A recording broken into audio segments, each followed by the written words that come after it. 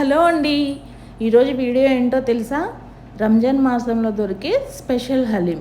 దీనికోసం మనం ముందుగా టీ తాగే గ్లాస్ తోటి 1 గ్లాస్ పెసరపప్పు, 1 గ్లాస్ మినపగుళ్ళు, 1/2 గ్లాస్ శనగపప్పు, 1/2 గ్లాస్ రైసు, 1 ఫుల్ గ్లాస్ గోధుమ రవ్వ 4 గంటల ముందు ఇవన్నీ నానబోసుకోవాలి. ఆ తర్వాత ఒక ఫుల్ చికెన్ తీసుకొని ఉప్పు పసుపు రాసి 10 నిమిషాలు పక్కన పెట్టుకొని తర్వాత శుభ్రంగా క్లీన్ చేసుకోవాలి. క్లీన్ చేసుకున్న చికెన్ని కుక్కర్లో పెట్టి 1 గ్లాసు వాటర్ యాడ్ చేసి కుక్కర్ మూత క్లోజ్ చేసేసి 7-8 విజిల్స్ వచ్చే వరకు ఉడికించుకోవాలి.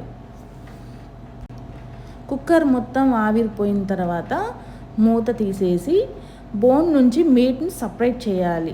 ఆ తర్వాత కుక్కర్ పెట్టుకొని నెయ్యి యాడ్ చేసుకొని ఉల్లిపాయలు వేయించుకోవాలి. ఈ గ్యాప్లో మనం నానబోసుకున్న పప్పులన్నీ మిక్సీ పట్టుకొని పక్కన పెట్టుకుందాం.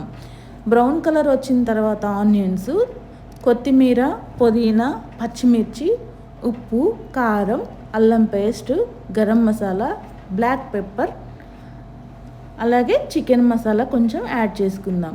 ఇవి మొత్తం పచ్చి వాసన పోయే వరకు పొయ్యి సిమ్లో పెట్టుకొని డీప్ ఫ్రై మాదిరిగా చేసుకుందాం.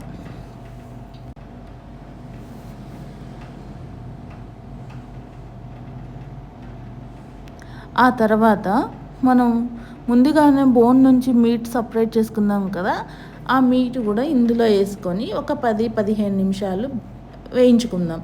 పచ్చివాసన పోతే నీసువాసన లేకుండా ఉంటుంది. అందుకని ఇప్పుడు ఇది నాకు బ్రౌన్ కలర్లోకి రావడానికి 15 నిమిషాలు టైం పట్టింది.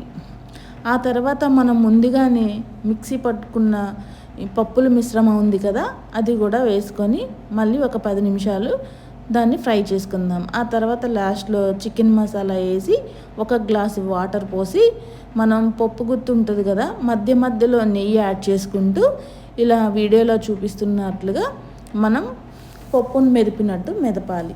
ఈ ప్రాసెస్ చాలా చాలా ఇంపార్టెంట్ అండి. అలాగే చాలా టైం పడుతుంది. నాకు 1.5 అవర్ పట్టింది ఈ ప్రాసెస్ ఇలా రావటానికి.